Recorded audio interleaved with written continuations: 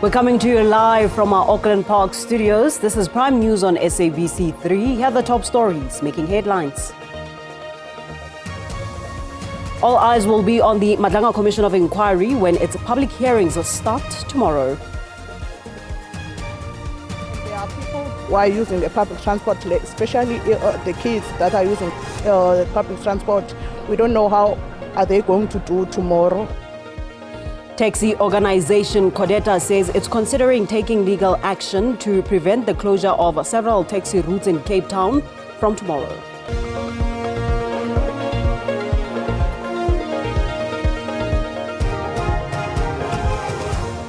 At the back of those headlines, it's a touch just after 8 o'clock. A warm welcome to Prime News on 3 with myself, Paulette Nell. Thank you so much for joining us this evening. We're going to have to begin with this.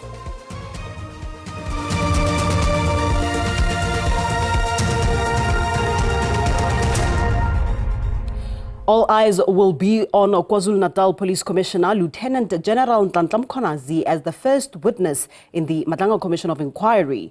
The commission will investigate allegations of interference in South Africa's criminal justice system.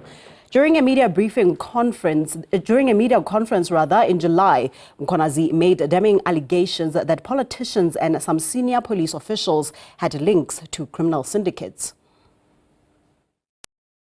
Mkhwanazi broke rank with damning allegations of the rot within the criminal justice system. What is a mandate of the Minister of Police and what is the constitutional mandate of the South African Police Service? What is the Police Act saying about the powers of the Police Commissioner versus what the Minister of Police is supposed to do? There's a policy and there's operations. This act sparked debate across the country, leading to the suspension of the Police Minister Senzo Mchunu and the appointment of Professor Firoz Kachalia. This compelled the President to address the nation and establish the Commission of Inquiry to investigate criminality, political interference and corruption in the criminal justice system. Made in this media briefing raise serious concern around our Constitution, the rule of law and national security. To the inquiry, after it adopted its term of reference, wasn't smooth sailing. As it was meant to start on the 1st of September, it had to be postponed to the 17th, with the inquiry set to take 6 months to do its work and 3 months to hand over an interim report. This raised eyebrows and the President was unimpressed. Thus far, some senior officials have been suspended for the delay.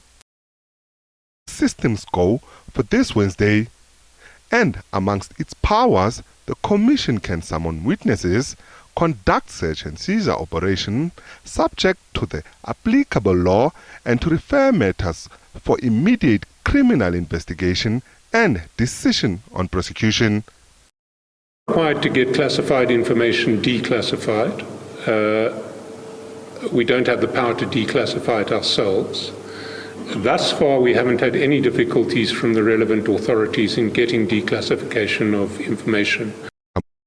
The man himself, Lieutenant General Mkhwanazi, is said to be the first to take the stand as the Madlanga Commission begins on Wednesday. SABC News, Johannesburg. As the spotlight is set to shine on Mkhwanazi tomorrow, SABC takes a closer look at his career in the police service. December 1st, 2021, KwaZulu-Natal's top cop Lieutenant General Mkhwanazi testified before the Human Rights Commission's National Investigative Hearing into the July unrest. Mkhwanazi had come under fire, accused by government officials of being uncooperative during the height of the riots. But he hit back and in turn accused the former Defence Minister Nosiviwe Mapisa-Nqakula of lying to the Commission. Mkhwanazi had been in the job as the Provincial Police Commissioner for a few months. Those who worked closely with him say that was testament to his character as a police officer. Mkhwanazi, who hails from Mpandle in the KwaZulu-Natal Midlands, joined the police force in 1993, just a year before the country's first democratic election. He rose through the ranks and was promoted to Lieutenant General in 2011. He has held several positions within the SAPS, most notably that of the head of the Special Task Force. The police service's special task force is ranked amongst the best SWAT teams in the world. The Takis, as they are known, handle high-risk operations that require specialized skills. He was also the Divisional Commissioner of Human Resource Development. Ever demanding job, and there's little to no room for complacency, let alone the failures in this noble calling of service that we choose to answer as the members in blue. In 2011, then President Jacob Zuma appointed Mkhwanazi as the acting national commissioner. He was later appointed as the provisional commissioner of KZN in May 2018. At the time, the province was in a battle against a crime surge with rising political killings. This led to the establishment of a special task team investigating politically motivated murders. Then, in 2021, he returned to lead the province permanently. This is someone who always stands on the side of the public, and this is someone who always stands on the side of the law. Mkhwanazi has also been lauded across the province for his efforts in cracking down on violent crime syndicates and reducing crime rates in areas regarded as hotspots. Then came the explosive media briefing in July and the bombshell allegations by Mkhwanazi, which came as a shock to many. When he was acting police commissioner of police, he did a sterling job. In fact, in some instances, even talking truth to power and then not bowing to any intimidation as long as he was operating within the confines of the law. So the decision for him to convene a media briefing and to make the explosive salvos was informed by his track record as someone who's principled, as someone who's level-headed, as someone who acts ethically. Lieutenant General Mkhwanazi will be the first witness to give evidence before the Madlanga Commission in Johannesburg. This is seen as an unprecedented moment for the country.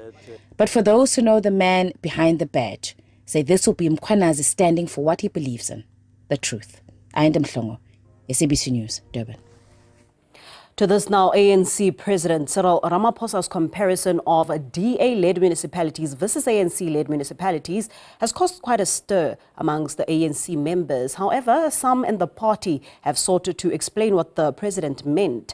Addressing over 4,000 councillors at the party's roll call event, the ANC's number one was at pains to admit that some DA-led municipalities outperformed those who were run by his own organization. Some believe that this should be a Damascus moment for the ANC, where they fulfill their duty to ensure that basic services are delivered to the communities they serve in.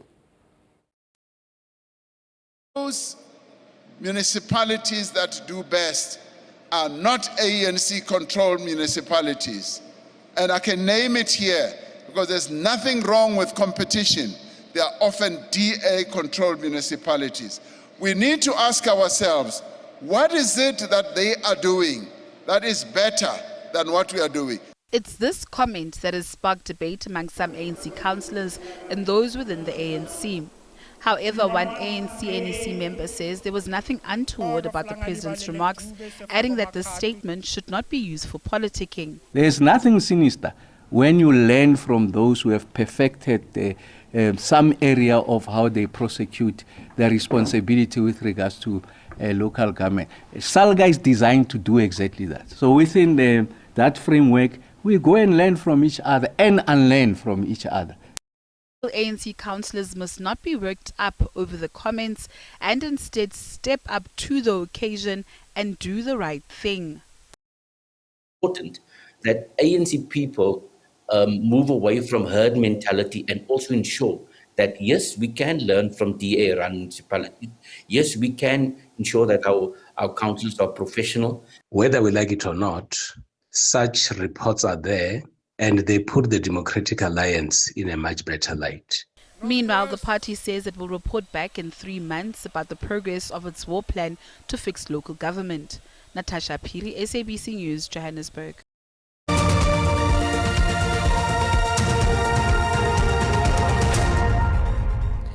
Welcome back. Let's now take you to the Western Cape, where taxi organization Codeta says it is considering taking legal action to prevent the closure of several taxi routes in Cape Town from tomorrow. Last week, the Western Cape government announced the closure of several routes following an increase in taxi-related violence over the past few weeks. At least 8 people have been shot dead. Commuters in various areas across Cape Town, including Khayelitsha, Mfuleni and Nomzamo, will be forced to find alternative transport from tomorrow, when several taxi routes will be shut down. Taxi organization Codeta says it's consulting with its lawyers and it may take legal action to prevent the closures. Remember, you disagree to agree. So at the end of the day, a solution will be found from the meeting. So we are encouraging us to have those meetings. The Cape Amalgamated Taxi Association, CATA, says it's also open to further discussions to bring peace to the industry. Our stand as CATA, we're still open for the negotiations if within these 30 days CATA and Codeta can agree or can sit around the table and agree on certain issues that we don't agree at this point in time. So CATA, the doors are open. The route closures will have a major impact on transport for commuters in affected areas. We are feeling so bad. And then we don't have choice.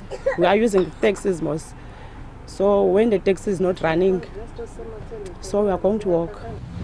Taxi umbrella body Santaco says it believes the Western Cape government's decision to close the routes was taken in the interest of protecting lives. Corbin August, SABC News, Cape Town. To the Northwest Province now, where 2 people are feared dead in Masitubule near Zeerust amid mounting reports of illegal mining and violent disputes over mining rights. Authorities in the province say while illegal mining has been stabilized in most of the gold mining areas of the Dr. Kenneth Kaunda district, especially in and around Stilfontein and Orkney, illegal chrome mining has increased in the eastern region of the province. This includes Tlatlaganyane near Rustenburg and Masitubule near Zeerust. Violent clashes have become too common as tensions continue to simmer in this mining area. They are scared. They can't believe what they are seeing with their own eyes because it is the first time they experienced it. People are dying here. People are being shot and one is dead. While police operations have been intensified, the situation has presented an array of competing interests and complexities. The lawlessness, and in particular the mishandling and illegal use of firearms by registered private securities, has spiraled out of control, and the police, working with the Private Security Industry Regulatory Authority, will make sure that all ROC non-compliant private security companies and individual officers are brought to book. Furthermore, these complexities have also come with unique challenges. We are hard hitting as far as illegal mining is concerned. But of course, we have scored some victory as far as the area of Klerksdorp is concerned. And now it seems like the problem has spread across the country. There are measures in place to make sure that we also use the same tactic, even though the circumstances, they are different. Sintle Englihihi, SABC News, Masibudule.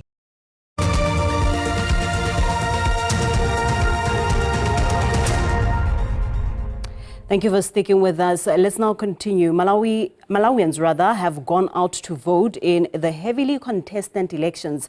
Incumbent President Lazarus Chakwera is seeking re-election. The Southern African nation is battling with a number of challenges such as economic hardship, fuel shortages and inflation. Other candidates include former President Joyce Banda, who wants to go back to the State House, ex-President Peter Mutharika, who has also thrown his hat in the ring.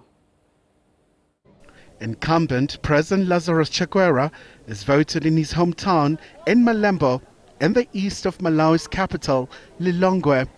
Chakwera wants a second term. Some of the dominant issues in these polls include skyrocketing inflation, rampant corruption, and job creation as well. Chakwera is facing fierce competition from other former presidents, Peter Mutharika and Joyce Banda, who are keen to unseat the former pastor. If no one secures over 50% of the vote, there'll be a second round.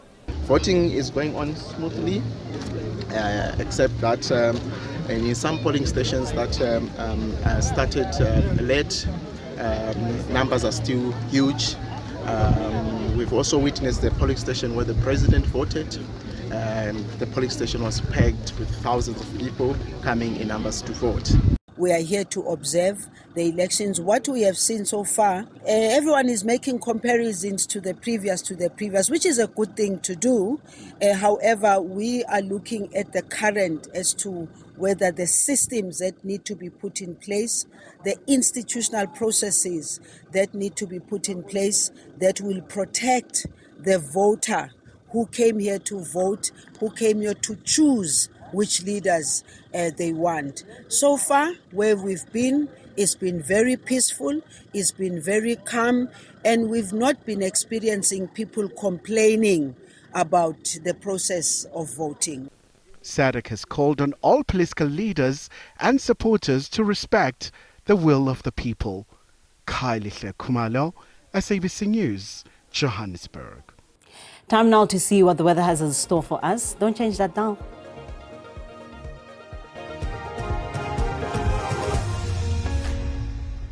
Very good evening to you. Let's take a look at all your weather details. We've got isolated showers expected in Cape Town this evening. Onshore winds up to 35 kilometers an hour. Be on the lookout for an increase in wind speeds along our south coast headed towards Gqeberha. Otherwise, clear skies expected in the central parts of the country as well as the northeastern parts. Some more isolated showers expected on KwaZulu-Natal's coastline. That's affecting parts of Durban. Ahead towards tomorrow, the middle of the week sees again isolated showers for Durban. It'll be nice and sunny through Gauteng, the northwest province, the Free State and the Northern Cape, whilst partly cloudy skies are expected in the coastal regions of the Western Cape and Eastern Cape. Some light relief in the wind speeds tomorrow in and around the Eastern Cape. More on that now in our alerts for this evening. We see that there's potential damaging interior winds through the shades of yellow in the Northern Cape, northern parts of the KwaZulu-Natal province and in towards the Free State, whilst along the coast you can expect potential damaging winds and waves from Cape Town eastwards all the way to the KwaZulu-Natal coastline around Richards Bay area. Ahead towards tomorrow, again, potential damaging waves in and around the coast of South Africa. That's from Cape Town eastwards towards KwaZulu-Natal, whilst hot, dry, windy conditions are expected in the northern areas of Gauteng across the border in towards Limpopo. This could lead to veld fires, so please be on the lookout for that. Polokwane and Pretoria down to 10 degrees overnight, Durban down to 17, Gqeberha 10, whilst Cape Town drops to 11 degrees. Warming up tomorrow to a maximum of just 17 in Cape Town, 16 is expected in George, high teens for the Eastern Cape coastline, mid-20s in Uppington tomorrow. Ahead towards Kimberley, we've got about 23 in the forecast. Johannesburg up to 27, warmer in Pretoria at 29 degrees, mid-30s expected in and around Lephalale. It stays warm again on Thursday in Lephalale, sunny conditions expected right way through the central parts of the country, partly cloudy skies for the Western Cape, Eastern Cape and in towards KwaZulu-Natal, where on Thursday you can expect some isolated rainfall. That's it from me. Have a great evening ahead.